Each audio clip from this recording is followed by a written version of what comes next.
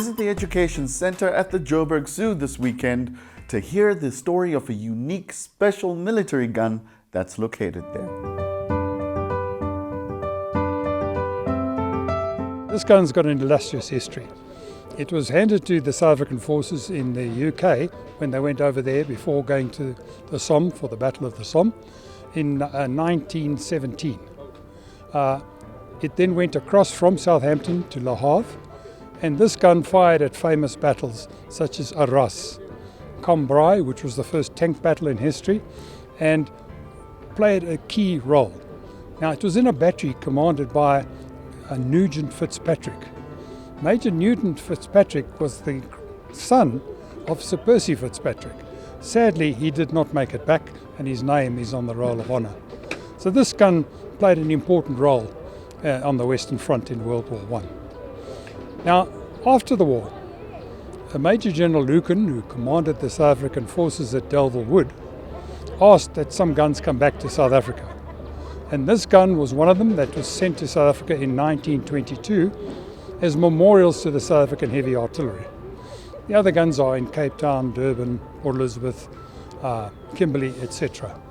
But this one we've looked after. This is the second time we've restored it.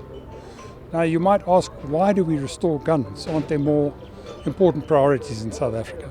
Well, we have to look after our heritage. So what we did is we arranged for the Defence Force to come and fetch this gun and transport it to Potchefstroom. In Potchefstroom it was fully stripped down. Mr. Bloom, or Gunner Bloom, restored the wheels. Now that's a major project. It's really skilled work, that. And then a company by the name of Potchefstroom Powder Coaters bead blasted the gun and resprayed it. And after 2.5 years, nearly 3 years, we brought it back here. The first process was to source the original wood. And the wood was English oak. The problem is finding that wood in South Africa. We could not. So we decided to go for Meranti, which is the closest in grain and in stability. Then the next part was taking the wheels apart without damaging the metal and the brass parts. This we managed. In the process I also used, interesting enough, people that's disabled. My son, which is blind, he helped with taking off all the screws, and then later on we used some disabled children from the Amelia School for the Disabled again to help us to sand it and to reconstruct it. But in the process, while we were doing it, the most difficult part was getting it realigned. As you can see, the spokes are intermitted. They're not all in a straight line.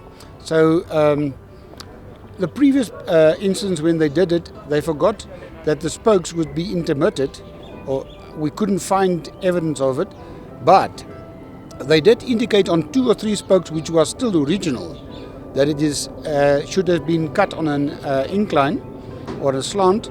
And then I saw, but okay, let's revise, because I built the wheels, so it didn't work out. Everything was skew, and then in the end I took it apart 3 times, built it 3 times, and we realigned several times, and then in the end we completed the woodwork totally with screws and some clamps, and then we heated the outer layer of the metal in the old traditional method of rebanding the wheels. I think it's quite necessary for educational purposes. As you know, this is a part of the education center here at the zoo in itself. So our students from different universities actually comes here to learn and obviously also pick up on history. Similar type of guns are standing all over South Africa in different towns. I believe in Durban, Port Elizabeth and a few other towns. There is one left that is in disrepair. It's lying somewhere in the bush, and the gunners have got the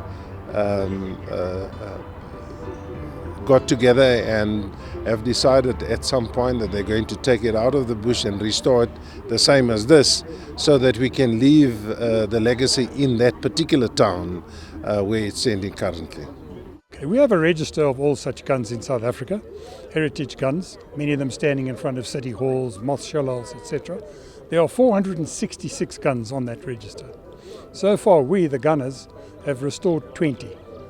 And there are a further 3 work in progress at the moment. So you see we've got a long way to go, many hours and many rands before we complete our project. But when people come here, I invite them to look at the Roll of Honour, but it's really a memorial to those young South Africans who made the supreme sacrifice in the First World War.